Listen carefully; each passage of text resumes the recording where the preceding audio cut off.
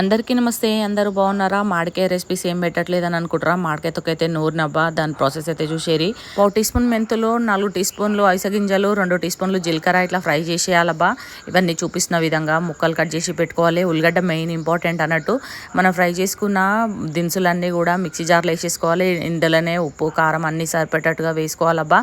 నేను కొంచెం పచ్చడి కారం కూడా వాడుతున్నా. పసుపు అయితే 1/2 టీ స్పూన్ వాడుతున్నా. ఇవన్నీ మిక్సీ పట్టి పక్కన పెట్టేసేయాలి.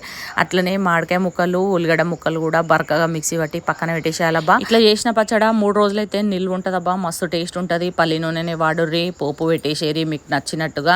కొంచెం ఇంగువ కూడా వేసుకోరబ్బా. టేస్ట్ అయితే మస్తు కమ్మ ఉంటుంది.